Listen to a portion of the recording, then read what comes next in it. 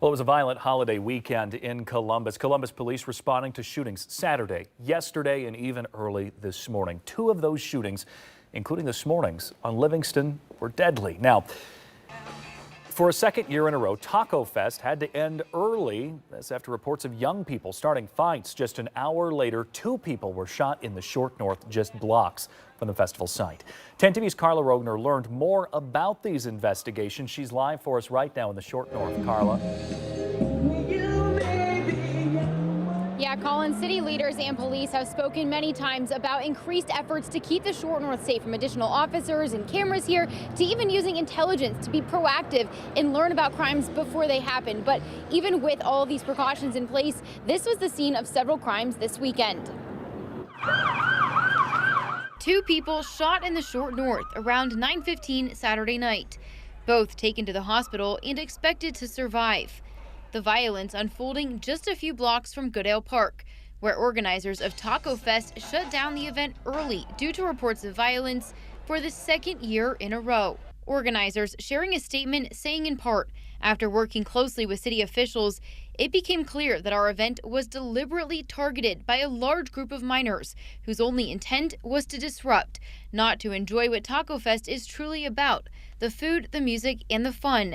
And to those who may now hesitate to return, please know that we hear you, we understand, and we're heartbroken this happened under our watch. Is there anything that the city is going to be looking at because of the issues they've had now 2 years in a row? Well, look, I think we're still gathering the facts of what happened, but it's certainly alarming on its face what we've seen. City Attorney Zach Klein says the city will prioritize public safety and review events planned for this summer to avoid what happened at Taco Fest. That our division of police are doing a fantastic job. We have to continue to support and uplift them. We have to make sure that people come down to the Short North. It's a crown jewel neighborhood of the city of Columbus. A lot of jobs, a lot of money that comes into the city, a lot of tourists. It's a reputation interest nationwide. People think of the Short North.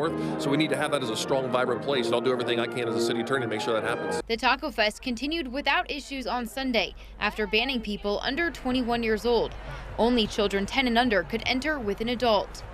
At a Memorial Day event, City Councilwoman Nancy Day Ockauer says this might be something other festival organizers have to consider this summer. Because unfortunately, it appears that we have to make extra measures to ensure that people are safe in these festivals, and that's very disappointing. Yeah, the councilwoman says the city wouldn't be able to require age restrictions, but it could be a conversation that they have with event organizers. Now, police are still investigating whether those fights at Taco Fest and the shootings here in the Short North are connected. Colin? Yeah, and Carla, do organizers plan to continue Taco Fest next summer after this? Yeah, Colin, that statement they put out a few hours ago says they hope the community will be able to come to their next events, which implies that they are hoping to have more events here in Columbus. And I asked Zach Klein today if the city would do anything to prevent what we saw this weekend from happening. He says that the city is going to have to take a look at all the protocols for all the events planned this summer to make sure that safety is the priority. Colin?